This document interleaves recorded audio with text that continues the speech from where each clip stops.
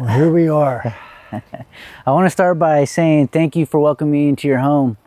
You have a beautiful home and a beautiful, full of life with all these pups, your rescue pups here.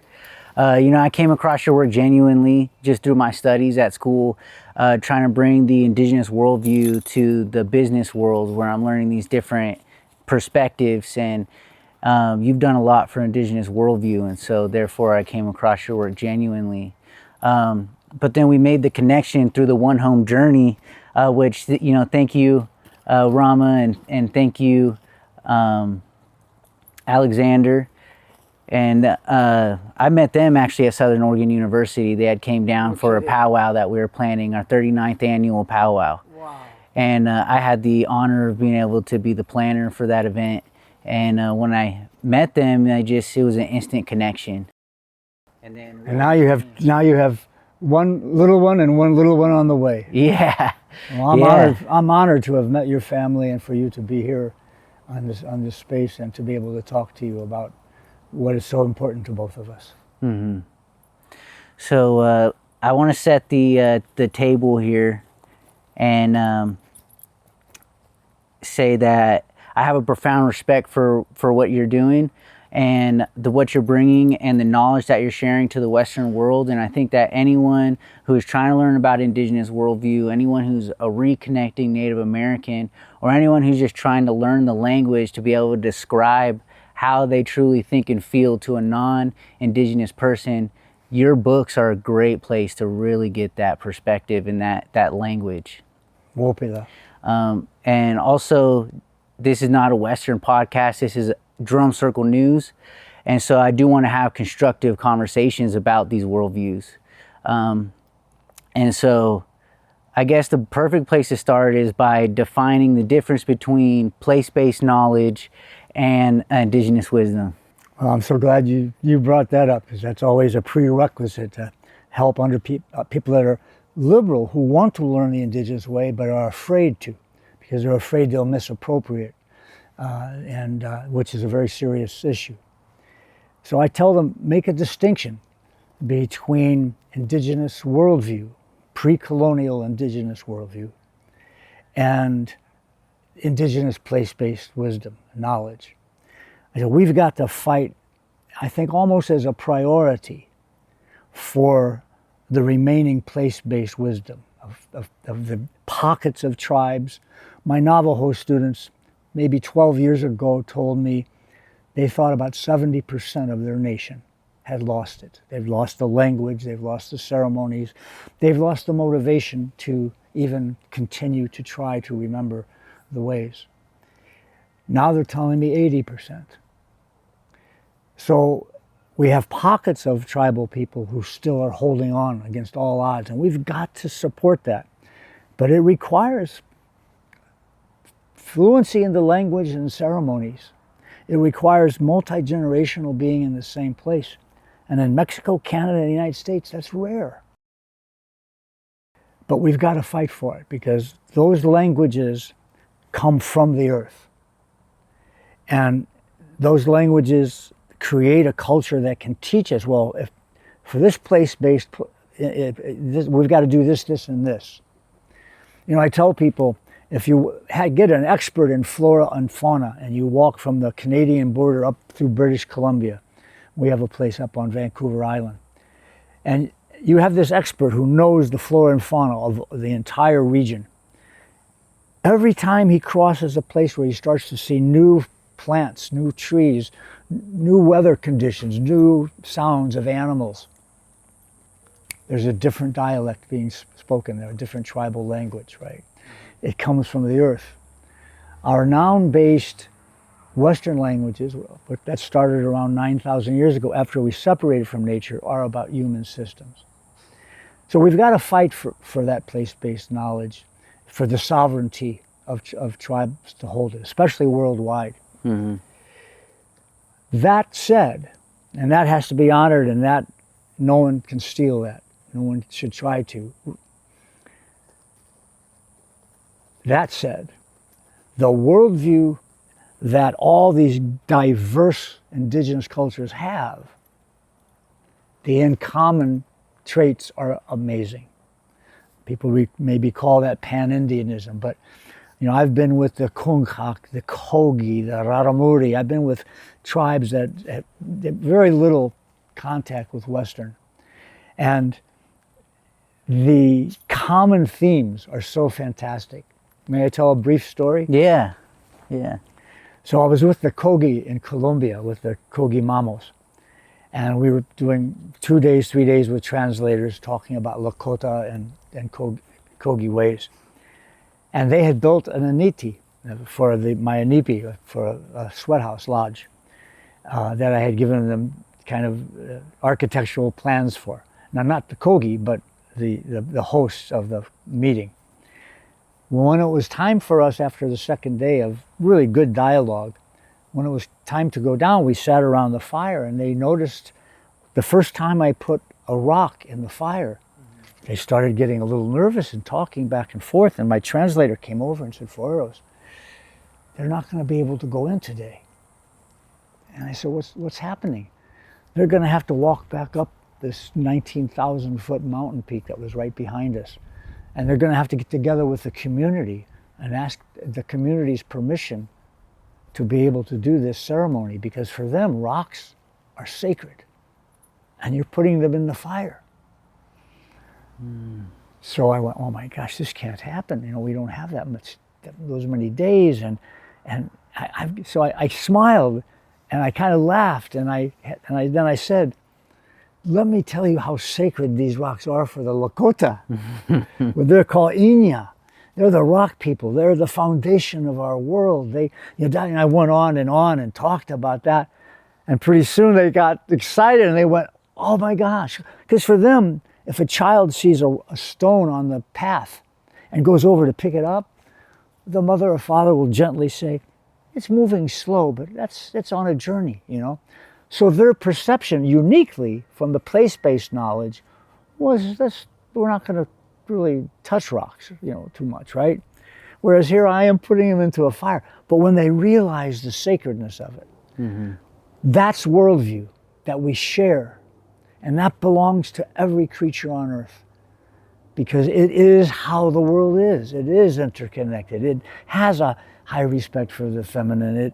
All the things that are in the worldview charts and the precepts, right, that you can get to on worldviewliteracy.org and download for free.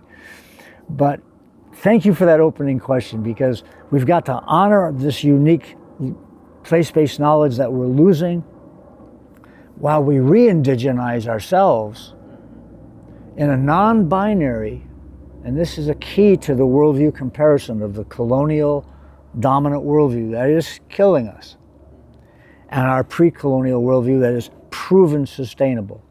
We have an organization called provensustainable.org that has about 30 indigenous cultures today who have lost it and have regained it and have proven now their water is clean, right? So this is proven sustainable.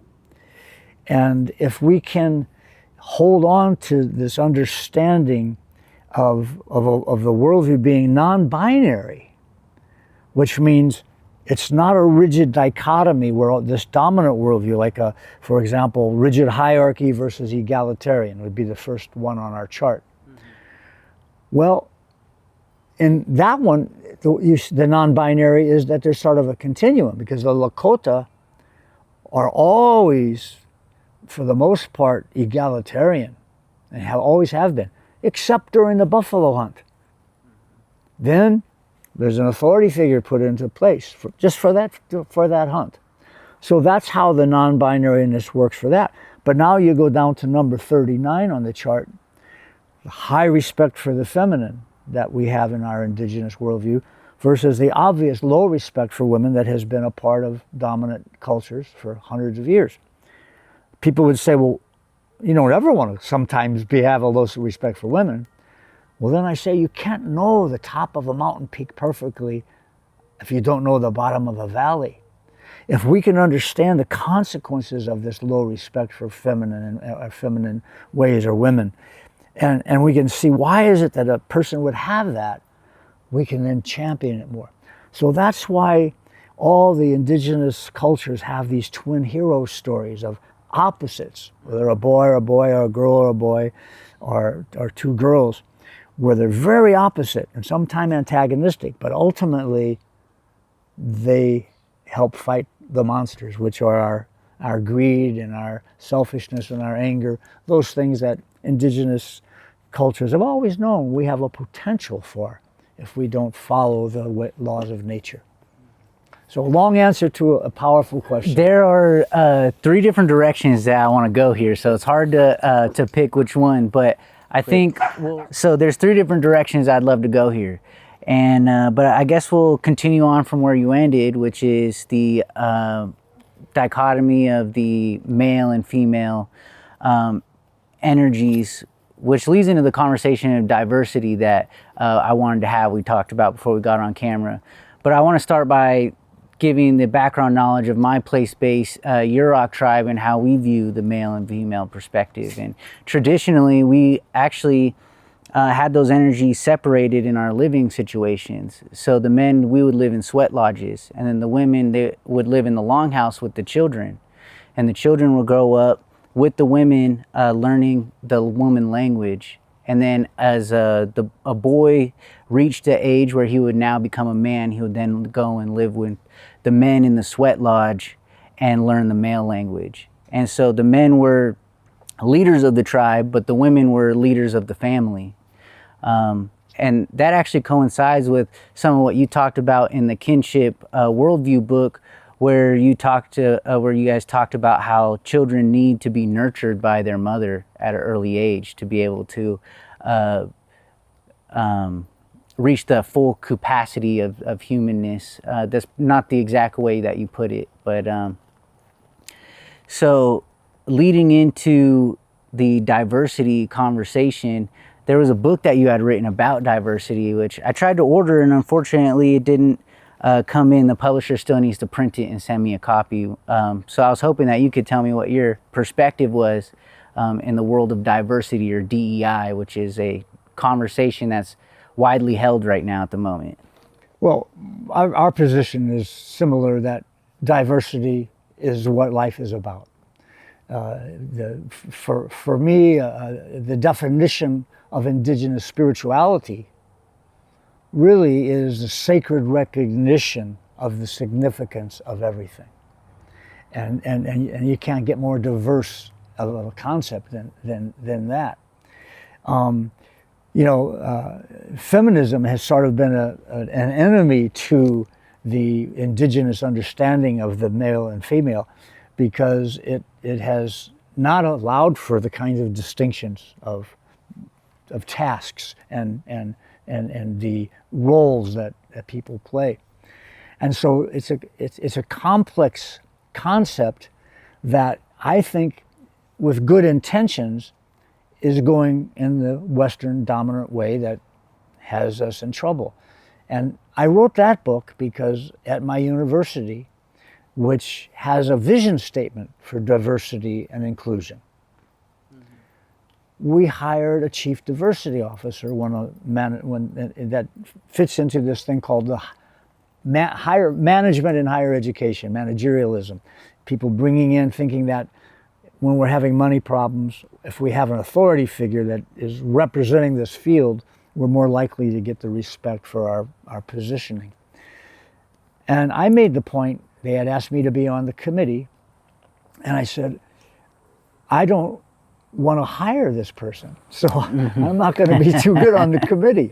Yeah. And they said, why? I said, our vision is for all of us to respect diversity. It's for all of us to embrace this important thing, and not just diversity of humans. I think diversity begins with respect for the sentience of the trees, of the ants that are in our parlor.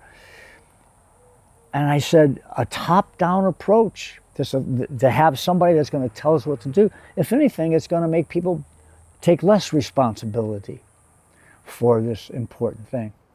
So I fought it, but they hired someone. And of course, what I do when a message needs to get out that isn't getting out is I write a book. So all 24 of them have that kind of a reaction. And so I wrote a book about a young woman. I think for some reason the spirits told me to make her a North Korean indigenous person for her background. But what she does is she fights against the chief diversity officer, and she calls it not DEI, she calls it DIE. For this kills us. This is die. Diversity, inclusion. Okay, yeah. See, all right, okay. I see. My brain didn't even go to die. Right. And so that's really what this book is about. It's about taking this idea of hiring corporate. I have one of my clients. I teach 4 classes, 1 a week, on how to use self-hypnosis and Indigenous Worldview as 2 parts of the same thing. It's called Cat Fawn, and we can talk about it later. Came to me in a near-death experience in a kayaking accident. And I'm trying to say that this idea of diversity has to really deeply, deeply, deeply come from each individual and our autonomy, so that in our indigenous cultures, they know community and the diversity of community was vital. But although we honored the elders and the ones that had special skills, we made our own decisions, our own reflection. You know how autonomous we are, even though the community is there. And I think we've got to keep that autonomy operating and not give it to some authority figure. Yeah, so I came to a similar conclusion about diversity, being that diversity is an inherent part of nature, of humanness, which the modern versions of Western diversity is starting to recognize that it goes deeper than obviously skin color. But then Indigenous worldview includes diversity to be the broader web of relationships, which I actually got from one of your essays. Being that it is to the land, the animals, and our ancestors, the spirit world, and I think that's important to note. But and as far as the leadership portion, there's a notion. It's called relational accountability, and so you have relationship accountability and stewardship. So you have that personal relationship with an individual, and through that comes more of a mentorship rather than a leadership top-down approach, which I think the Western society as a whole, if they take those concepts and implement that as a diversity worldview, would kind of fix a lot of the issues that they have going on. Beautifully said. And of course, around 80, I may be wrong on this, but around 80% of all the countries in the world right now are autocratic dictatorships, fascist, authoritarian in one way or the other. And so what you're saying, what you just said, is crucial, because we see what's happening as a result of that, right? But I also think it's fear-based. I think the more fear that people have, the more likely that they're going to give away what you're saying to an authority figure. And I think that's another thing about Indigenous worldview, is our emphasis on courage and how courage can move to a fearless trust in the universe. I like how in your book you speak about how Native people like to joke and laugh. And so if there's somebody, like especially like in a hunting group was the example that you use, where someone's a great hunter and they're, people will make jokes with that person as to keep them as a part of, a humble and without inflating their ego. Speaking of humor, there's an organization called Clown Virgins that asked me to talk about Indigenous humor. And I said, sure, I'll do it, and I didn't plan on anything. But at the last minute, I called the guy. I said, we're on in 10 minutes. Just play along with me. I don't have time to tell you why. Well, I came on as a heoka, a trickster figure that was the opposite. And I showed one of my books, Last Song of the Whales. It even had 4 arrows on the cover, but nobody, it confused the heck out of everybody. Mm-hmm. I spoke just the opposite. I said, this is a stupid book. It's about protecting nature. We are, and I sounded like Donald Trump, and you can see people getting really nervous. Coal mining. Who's coming? This isn't the kind of conference that I expected, and this isn't who I thought he was, and so it was really great. I carried it on for about 10 minutes, and he played along with me, right? And what was beautiful is there was one person from the Blackfoot who played the role of a trickster in ceremonies. And he said he had been doing this for many years and he had never had it done on him. And he says, now I realize the power that it has in getting us to really reflect on our own power, our own realizations and our own things, right? And so, and then I'll say one more thing about humor. You know, as I'm a made relative of the Oglala. You know, one of the 7 sacred ceremonies is making of a relic of a Wahinkpe. Mm-hmm. And my blood is Irish and Cherokee, but my spirit will go to where the Lakota are because of the sacredness of that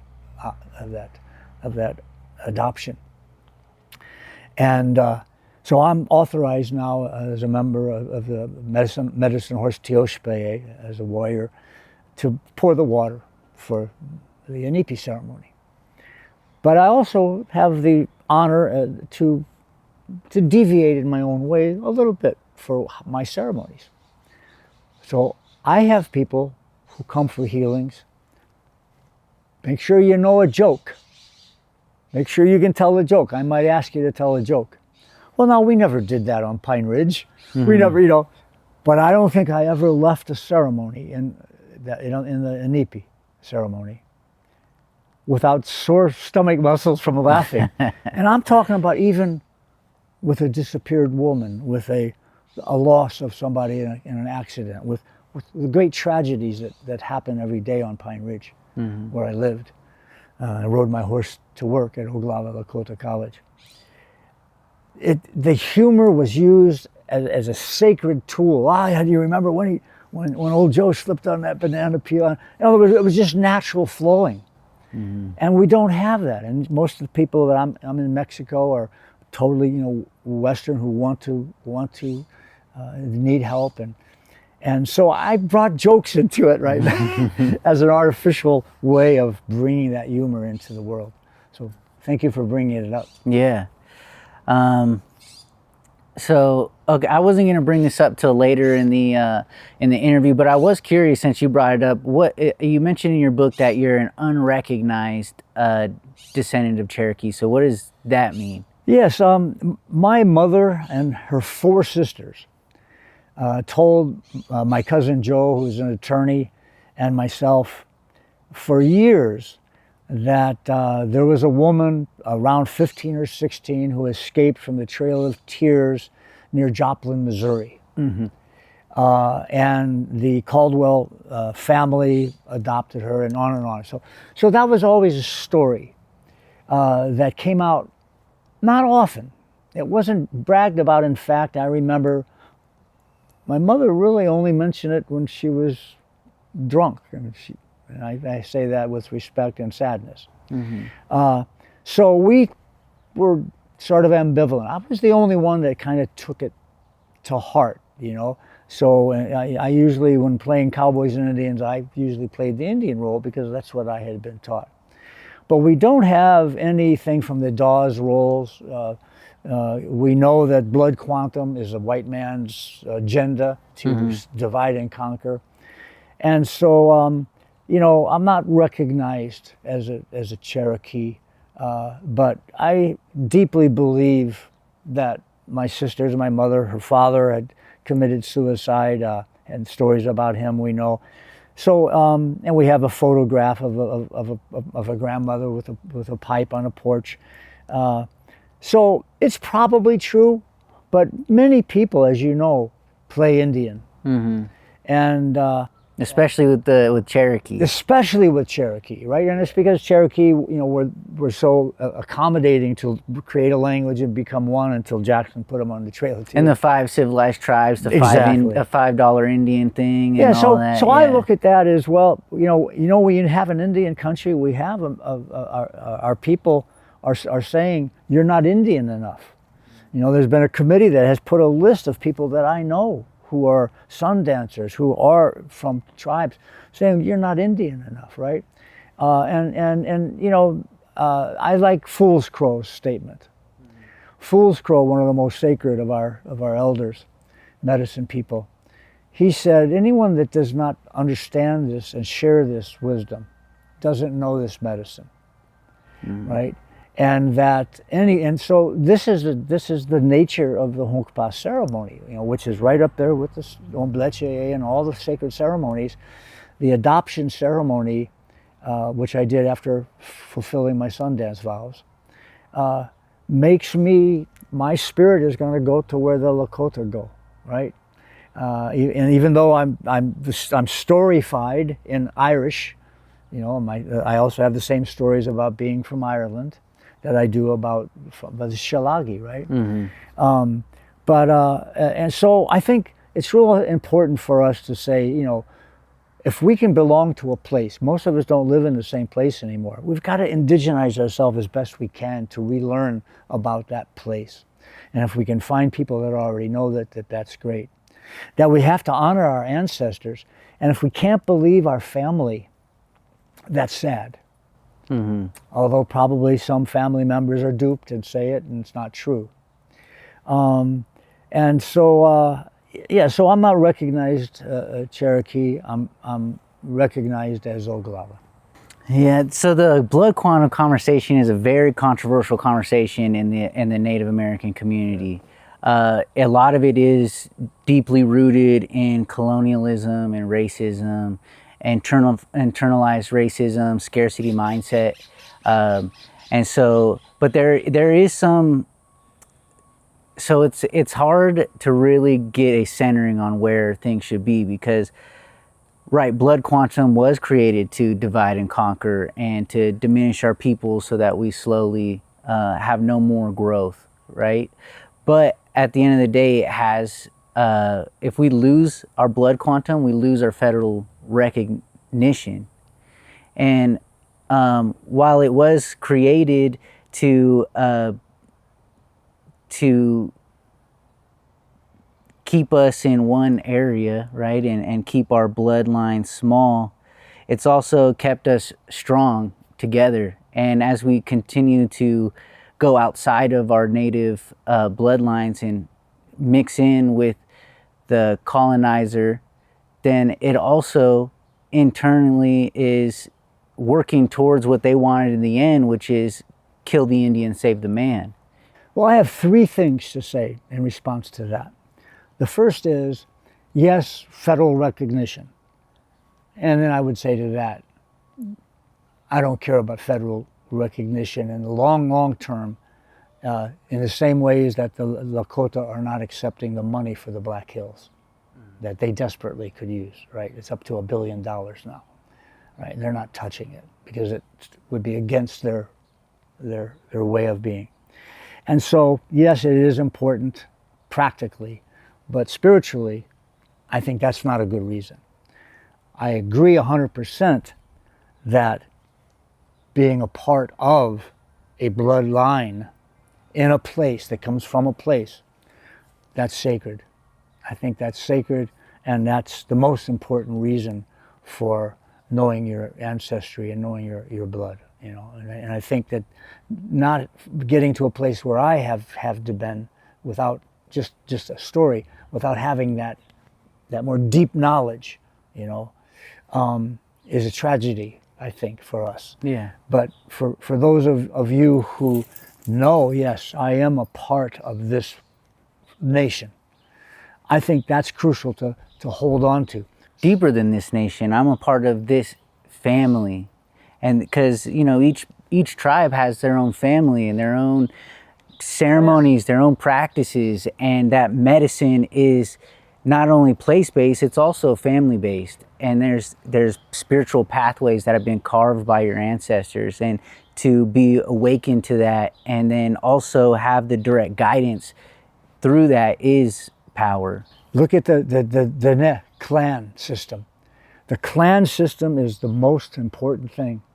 That to have that specific, whether you're, let's say you're of this particular clan, because it has a responsibility for the interconnectedness of the family and then of the tribe. So yeah, so all those things are so important. And I forgot what the third thing was what was, but I think that I did a film, a little 3-minute video. People can look at Enoughness that on the Fulbright scholarship. I did it to show the importance of indigenous worldview compared to dominant worldview. But I did it for the indigenous people of Papua New Guinea. People don't know that. UNESCO saw it, found it, and used it to close their sustainability conference at UBC. Someone wrote me and told me. And so now, of course, it's used to teach non-Indian people. But I wrote it because they had lost these ties, these connections, and had been so colonized that they were fighting each other. We can look at our reservations and see the kinds of impact. Look what happened at the second Wounded Knee, right? And so I really think that we've got to make sure we're doing it for that one reason that you said. And that's, and of course, so here was the third thing. We've got to remember that part of many of our indigenous cultures, wives were taken from other tribes for the reasons that we understand. And so I think we've got to recognize that indigenous DNA, the closer we can be to it as we decolonize ourselves, is important. So it's a topic we could talk about all day. My grandfather was actually at Wounded Knee, the second Wounded Knee. His name's Calvin Aubrey, and he's since passed. He's passed away. But what was I gonna say here? Because there is a lot of different pathways to go in that blood quantum conversation. The Yurok tribe specifically, we don't have the specific rule around where you have to marry a Yurok. You can actually, your blood quantum can count for any other tribe, which I think is a system that could be adopted universally with the other federally recognized tribes that would then allow for us to continue strengthening our bloodlines without diminishing our tribal, like for example with the Modoc and the Shasta natives upriver from us. The Modocs have a lot of trouble because they have the rule where you can only, your blood quantum only counts is if you're with a Modoc. And eventually it gets to a point where everybody's related, and that's where we have similar jokes like, oh, how closely related are you? You know, are you my first cousin? You know, that kind of joke, because you have to figure out, well, we're obviously all related. So and that part right there is where it starts getting tricky. You know, if we open that up to more of a, we recognize all indigeneity, all of the tribes, not just federally recognized, but also our state recognized, our southern tribes who just got federal recognition as President Amla left. Like that's. But let's go back to my critique of this. My critique of the need for recognition really relates to a peer-reviewed article I wrote for the University of British Columbia's Critical Education.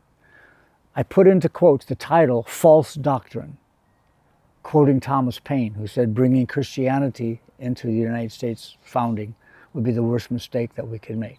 And he called it a false doctrine. So I quote that.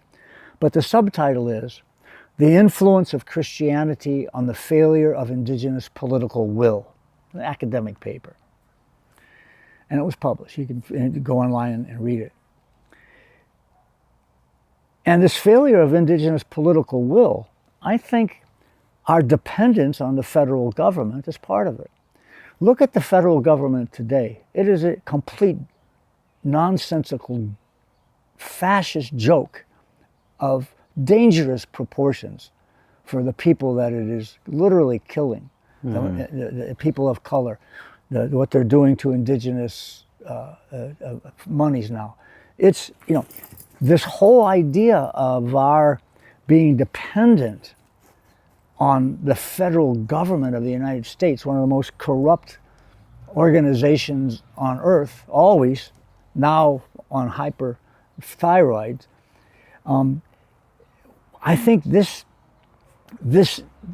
argument about political identity, I'm not saying it's not important. I don't want more poverty, more disrespect. I'm just saying that it's got to be temporary. We've got to get deeper, deeper, deeper into our place-based wisdom, our indigeneity, and the recognition that we are part of nature. Native people are inherently political. The democratic system was created under the guidance of the Haudenosaunee. Iroquois Confederacy. And they obviously left out key components that separate the systems from our systems. But we have always been diplomatic people. That's why this warring tribe concept doesn't make sense. And so it's not necessarily about the recognition, although federal recognition comes from Congress. I'm not necessarily saying that. It's about the recognition of our native tribes, our indigeneity, and then us coming together to strengthen that and not strengthen. Good clarification. Yeah. Thank you. Yeah, I agree with that. Okay. All right. That's an important distinction. Yeah. Is the democratization of our of recognition of people, as we do in a democracy. But we don't. The federal government is not representative of a democracy. So really, we agree, but it also strengthens that sense of doing it with less and less dependency on the identity of laws made from Donald Trump. It's about intention of our way of life. That's how I feel. Which also leads into my other critique on a little bit of your worldview, which is that ceremony should be opened up and we should share that with people, because that is how we then bring medicine to people and bring them into our worldview. Let's talk about that. I mentioned Fool's Crow's position on it. Fool's Crow, who said that anyone who does not share this medicine doesn't really know it. I think is this just like we did with our last conversation. Our dialogue came to this beautiful place. I think it's going to happen on this also, but we'll see. I think that ceremony, as we had talked before the camera went on, is a form of hypnosis, in my view. You know, I listened to a play by Deepak Chopra, or not a play, a podcast by Deepak Chopra, and someone said to him, so Dr. Chopra, this is the end of our hour-and-a-half podcast. Can you just sum up in one sentence what's the most important thing as we all get older to be happy, live happy, joyful lives? What's the most important thing you can tell us? And this is what he said, quote, "We have to recognize that we have been bamboozled," I hadn't heard that word in years, "that we have been bamboozled by the stories of the dominant societies, and that we continue to tell ourselves those stories over and over again, rehypnotizing ourselves to these beliefs that are contrary to how to live in balance." Wow, I quote it all the time now because that's what I've been talking for 50 years. Well, if we look at ceremony as a way to enter into, and hypnosis is a word that has a lot of garbage and history to it, but it's real. It's real. There's people who have open heart surgery with it. I had my appendix taken out with self-hypnosis. I don't believe in hypnosis as something we want to go have somebody else do, because that's having an authority over you. So I only teach self-hypnosis, because all hypnosis ultimately is self-hypnosis, except during times of stress. And I learned this from wild horses. If you go on YouTube, just put in wild horse hypnotist, and you can see me when I was younger doing this. All creatures become hyper-suggestible to the communication of a perceived trusted authority figure. At some level, you see a herd of animals all at the same time turn and run in this direction, and there's a lion coming from here and a lion coming from here. How did that happen? When there was a sound from the one that was on guard, there was a hypnotic response. people intuited, or the people, the four-legged people intuited it, and boom, they all didn't run towards the lions, they ran this way, right? This phenomenon of hypnosis, without knowing that word or caring about the word or the neuroscience of it, is what our ceremonies are. Our ceremonies are, we go in with intention, whether it be to give gratitude, to be able to work more in harmony, to hunt better, to have, to give whatever, all of the millions of important reasons we do ceremony, they meet the definition of hypnosis, which is having an actionable intention that will actually manifest in a practical way by imagining it when we are in a deep trance state. Now, medicine people use it all the time. There was a guy in 1880 something who wrote a book. It was a Western medical person. I think it was called The Fake Shaman, something like that. Don't quote me on that. But in any case, he had watched a Amazonian medicine person get some worms up out of the ground and hide them in a pouch. And then he went in and he smudged a man on that was in a hammock dying of terrible stomach pain. And he walked in and he sang his songs and he smudged and he chanted and he did a number of things that him and his spirits were doing together. And then he took out the worms and he went down and he sucked these worms and showed them to the man.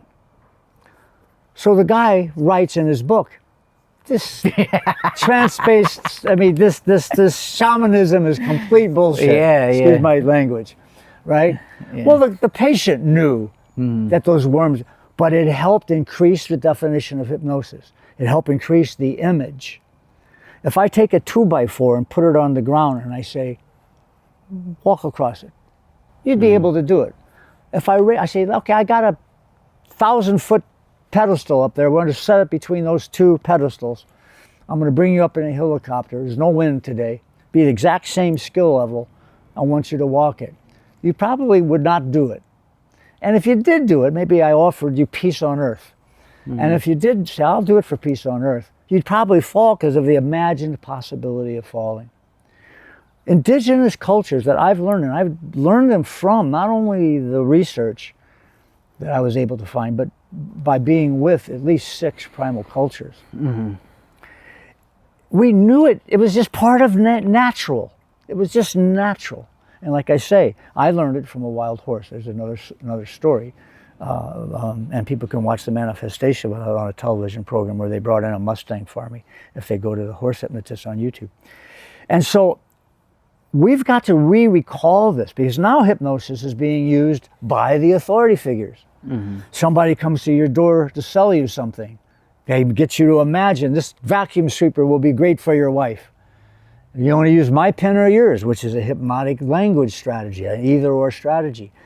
We have been hypnotized, and we keep hypnotizing ourselves into the white man's story, which is killing us. We knew better to listen to the wisdom for our images from the natural world. And we did that with our cultures and with our cultural traditions and our ceremonies. So if ceremony is that powerful, how can we not open it up to others who have good heart, which was what Fool's Crew also said. They have to be good heart. They can't be people who want to play Indian because they're dissatisfied with what's going on in the world and they romanticize the indigenous. That's worse than attacking us, right? They can't be people who are lost and they want to come in and create their own version of something that is sacred because of the history of it, right? There are lots of qualifications that I put on it, right? But right now, White Standing Buffalo, I'll be going on August 7th or 8th to his Sundance. And he does a Sundance with a guy who wrote a book called Biology of Belief named Bruce Lipton. And the 3 of us met together. The Sundance I do, they do not allow non-Indians. Rick Two Dogs, one of the most respected of the elders on Pine Ridge, my brother, He says he allows non-Indians to come into Wahinkpe ceremonies, but the spirits told him not for the Sundance, right?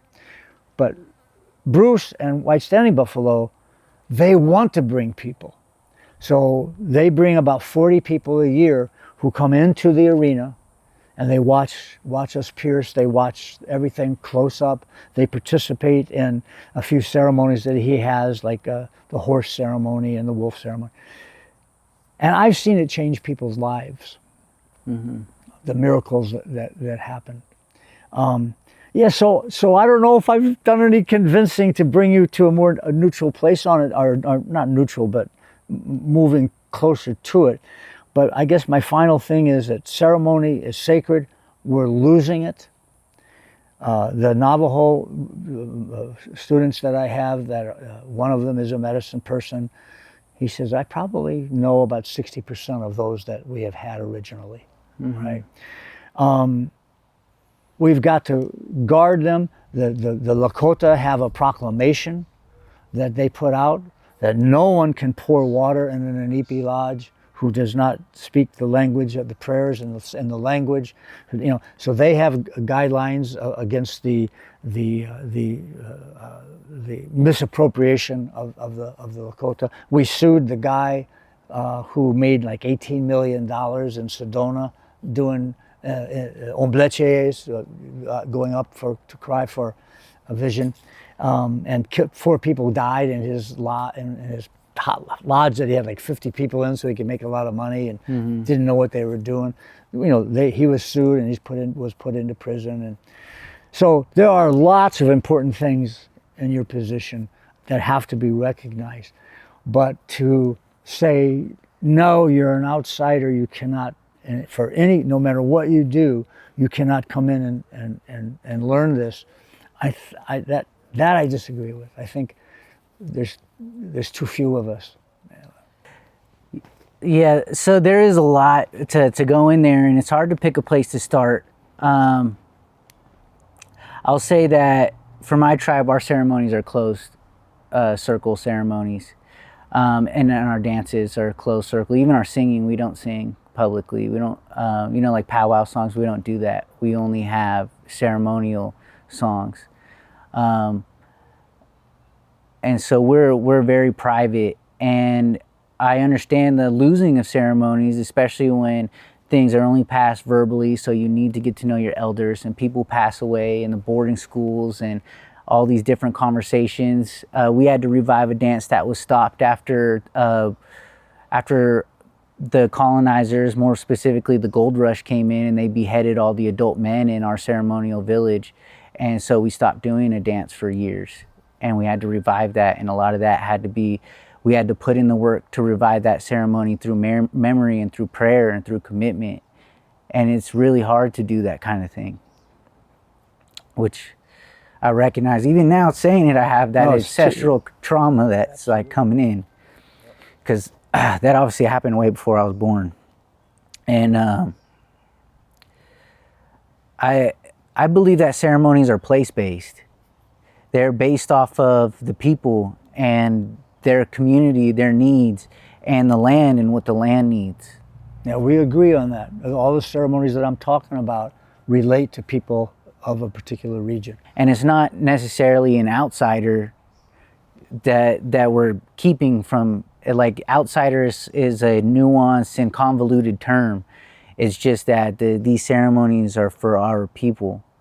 And for the colonizer who is here, they severed their indigenous connection, and they lost their ceremonies, and they must do the work to regain those pathways. I've talked about spiritual pathways that are passed on through your family that your ancestors carved. They have to reawaken those, and they have to put in that work.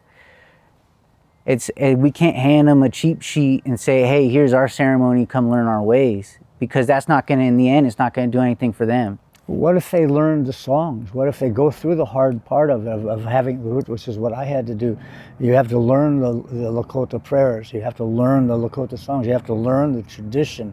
In other words, that's part of it. You don't just do it. You have to, like any time somebody needs healing in my Inipi, if they want to come to my Inipi ceremony, I grill them on what they're going to do afterwards. Is this a one shot? Are they doing it for curiosity? Or I just grill them to see where their heart is, right?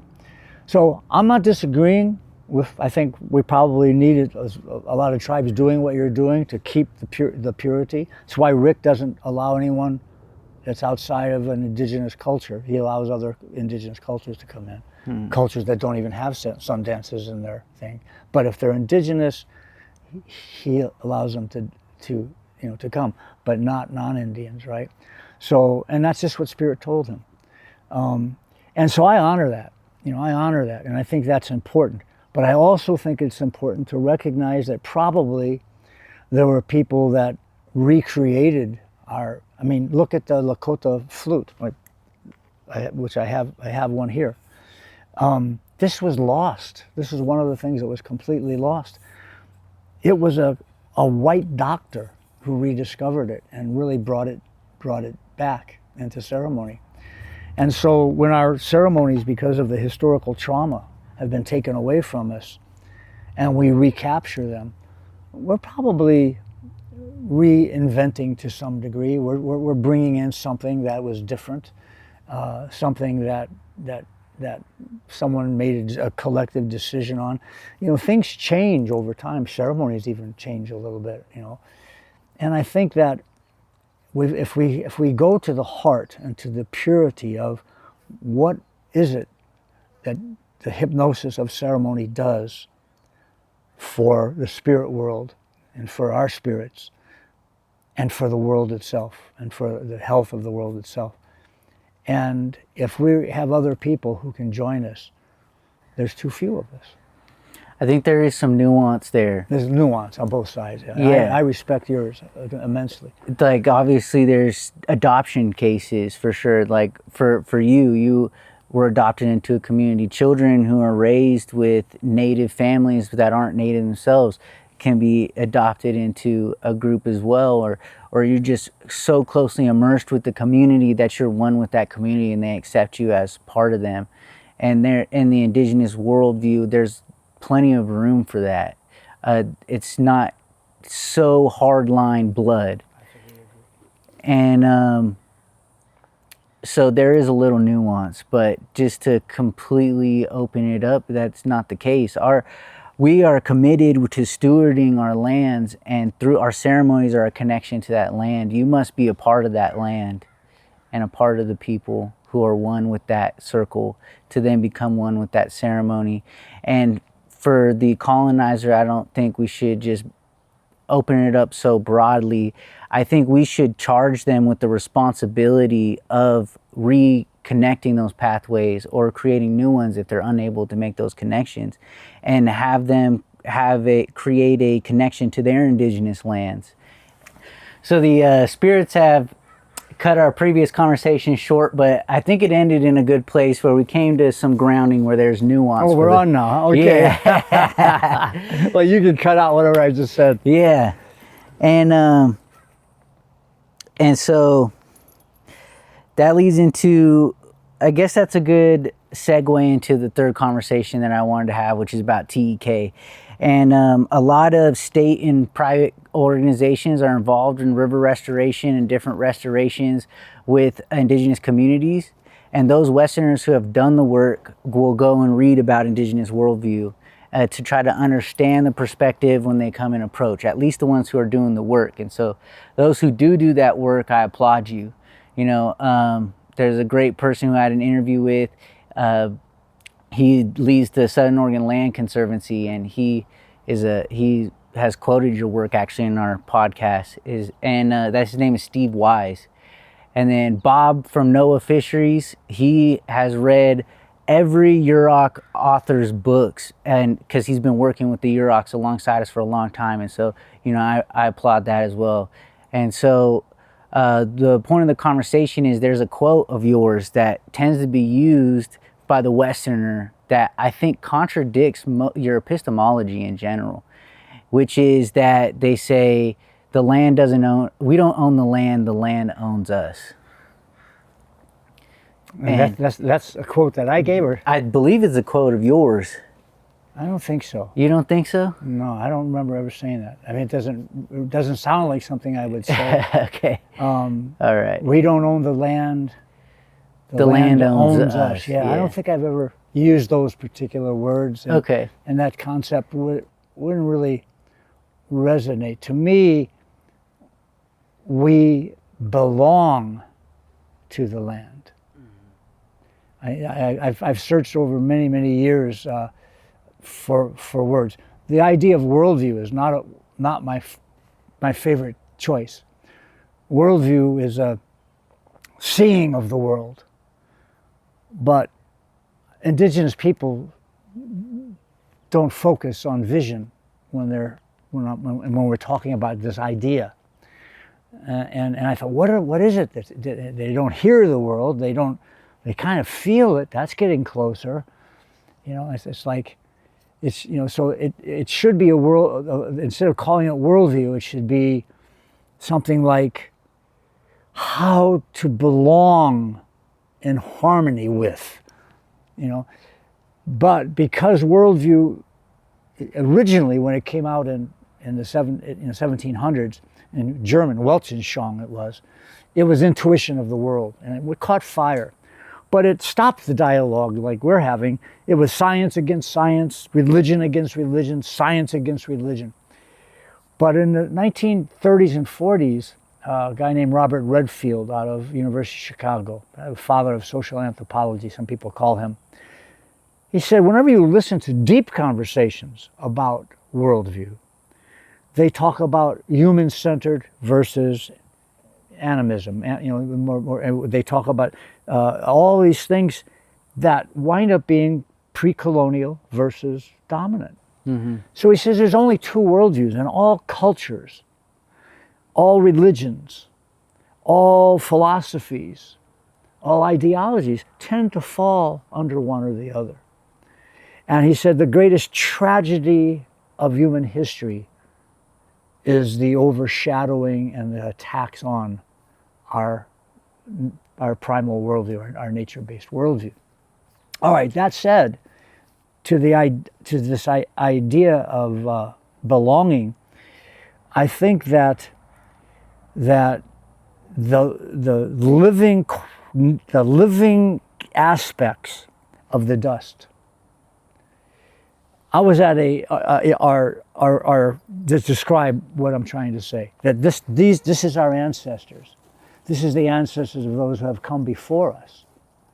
This is the blood of all of life, and it has memory. It has sentience. And I was asked to go to a conference on soil. And this is what just came to my mind about this, with 3 soil scientists. And I went last, and they all talked about if we don't take care of the soil, it's not going to take care, we're not going to survive. And so I went home and I found quotes by Wendell Berry, a great environmentalist, Theodore Roosevelt, even though he said bad things about Indian people, he at least went and made the state parks, federal parks, and Gandhi, who had a good spiritual idea. And each of them, I put the quotes up on a slideshow, saying that if we don't take care of the soil, we're going to have problems. Mm-hmm. Then I put up the 4th slide of Chief Seattle, and I wish I could tell you the poetry of it, but in essence, he said, "The earth and the dust beneath my feet resonates with the memories of our people." And it went on to talk, and I just asked the audience, I said, so what do you see different between these 3 great environmentalists and Chief Seattle? What's different, and why is it that what the 3 gentlemen that just talked, what they said, thank you very much, I winked at them, it's not going to help. You know, and they kind of went like this, and the audience went like this, you know. And I said, just like these three, it didn't help. But what's different? And the audience came up. Wow. They see the earth as living and loving and sentient and a relationship and a teacher, you know, and they went on like that. I went, yeah. And these other ones just say, we got to take care of it because it's utilitarian. I wrote a book with a guy named Walter Block called Differing Worldviews, Two Scholars Argue Cooperatively. We had to go inside because it got pretty hot. The camera kept overheating.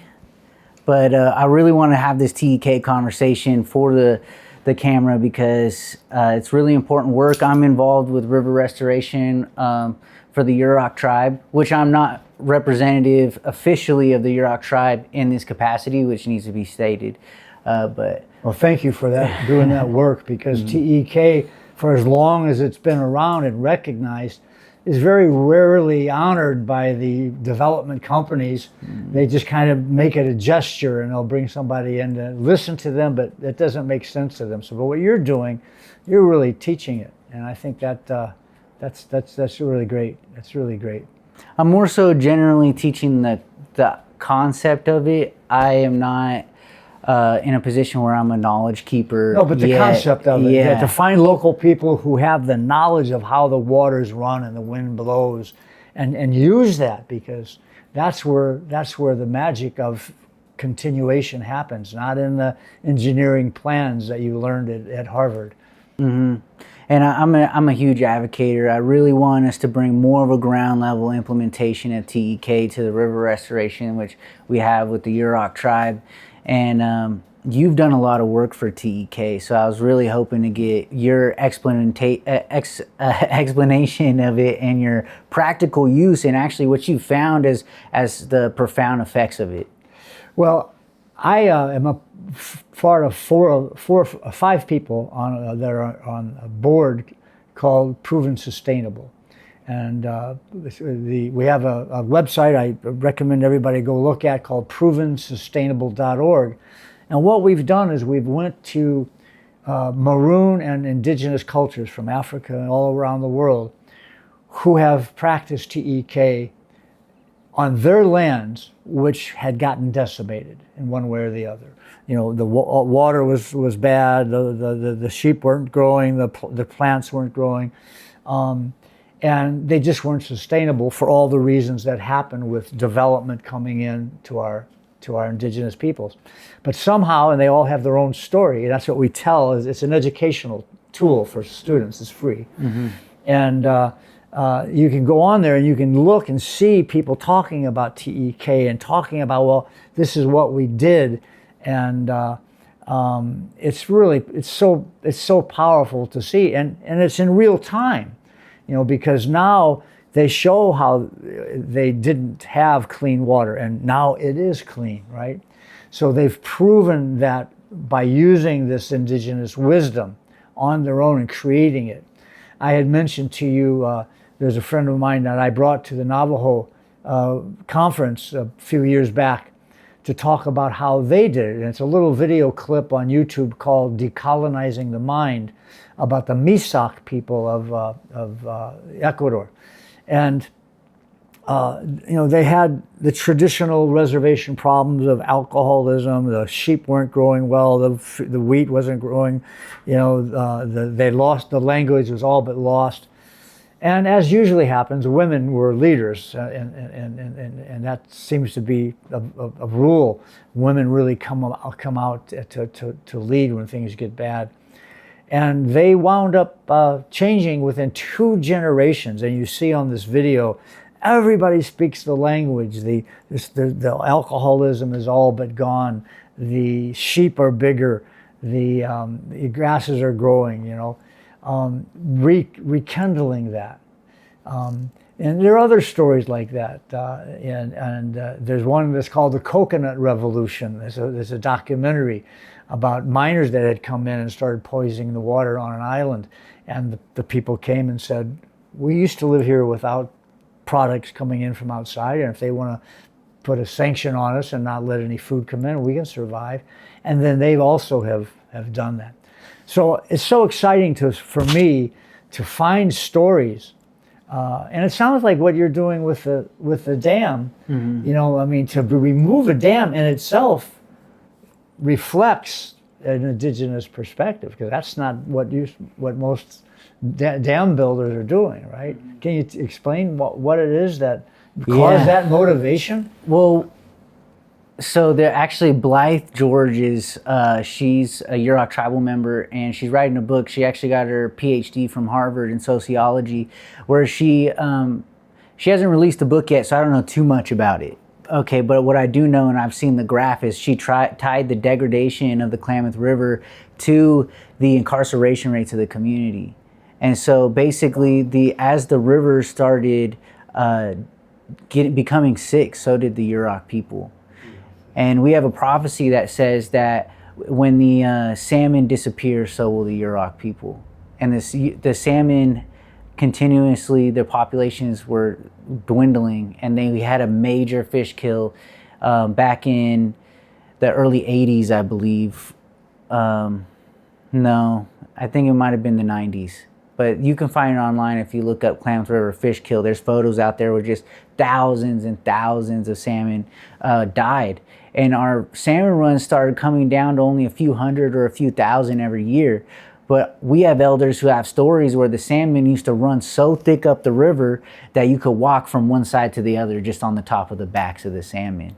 And we're a salmon people. We survive off of it. We survive off the Klamath River. We have for thousands of years. And so when the dams went up for energy,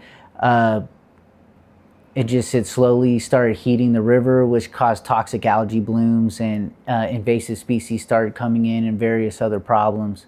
And we started implementing the procedure, not the procedure, that's the wrong word to say, but actually what happened is the dams were up for an environmental assessment, which they failed.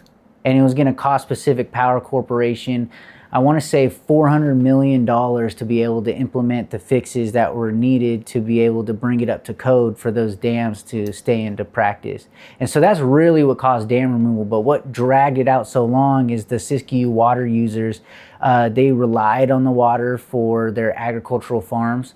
They have unsustainable practices, and it's just another loophole of a conversation. But essentially, they dragged it out for 20 years. And they were saying that the Klamath River was too warm for it to support salmon life anyways. And so what we needed to do as Yuroks was then come in with a team of scientists to then show the Western people through their ideology, because they have this perspective where they need to observe things over time. Time is a linear construct. And then through that observation, they then prove hypothesis, which we have the relationship worldview, which you would say, where we have a deep relationship with the land, and therefore we have the inherent knowledge about it.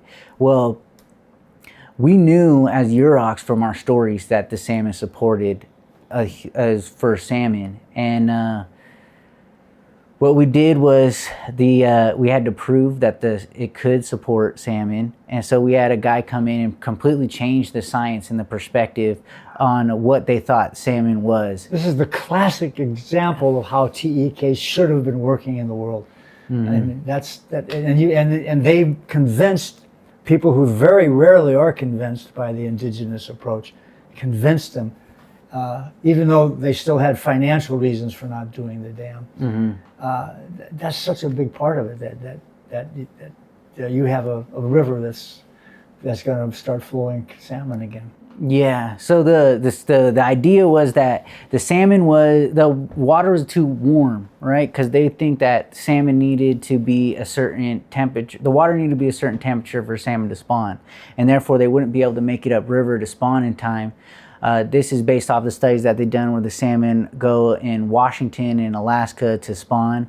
And it was thought that the Klamath is too far south, it's too warm here, that it wouldn't provide. But the Klamath has a unique ecology where there's two things that lead to salmon being able to spawn, and it's One, that the water is so abundant with food that as the salmon swim up river, there's enough food for them to restore their fat in their body. So as they lose the fat, they're also gaining it back. So it's the abundance of the river. But also there's an interesting ecology where there's cold water tributaries due to the volcanic activity in the geology of the mountains. And that forms these cold water tributaries where cold water comes out of the ground and then feeds the river, which makes it cold enough for them to go. And then you have this historical knowledge, this knowledge that comes from observing and living with for a long time. It's not about looking at charts in a short time period. And this is why, traditional ecological knowledge ultimately is our only hope for sustainability. It's just, everything else is temporary or hurtful, and we're not seeing it. So, TEK, traditional ecological knowledge is what it is, and it's place-based. It keeps going back to this place-based conversation, but it's more than just, we have to come and prove the scientific world of it and put that in the scientific language for them to be able to understand. But it goes deeper than that. It goes into our ceremony and our language, and that is tied to quantum mechanics and quantum physics. I like to talk about the Muskokie because they have a really interesting TEK program where they brought in TEK to revive their hatcheries, and they're trying to revive the freshwater sturgeon. And the Western scientists were getting abandoned the program because it takes 8 years for the sturgeon to reach full growth to then being able to spawn. Well, then the TEK brought in their own, the Muskokie brought in their own biologists, and through the implementation of their knowledge of the moon cycles and the migration patterns, but also through only using their language, only referring to the sturgeon in their language, and singing and holding ceremony inside the hatcheries, they were able to bring that growth cycle from 8 years down to 1 year, which completely rejuvenated their program. And they have an amazing example of TEK because it's 2,000 acres where it's completely indigenous ran, all indigenous led scientists. There's no state partners. And that's kind of the exemplary of where I think a lot of our restoration processes should go, which is land-based through that knowledge. And I like to use the sturgeon as an example for that TEK because it's a huge living organism. It's a magnificent fish.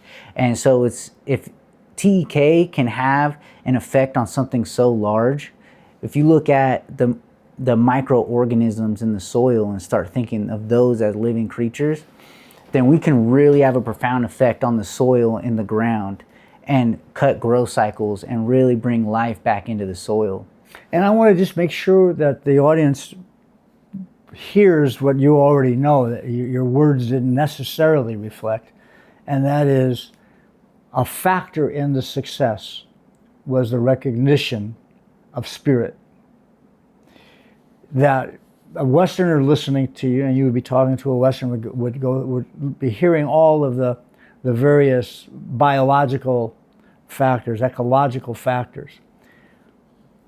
Once we start to realize that languages are of the land, our indigenous languages are of the land, that spiritual energies, that talking with and learning from the other than humans, that doesn't go very well over on an architectural board, of scientists, right?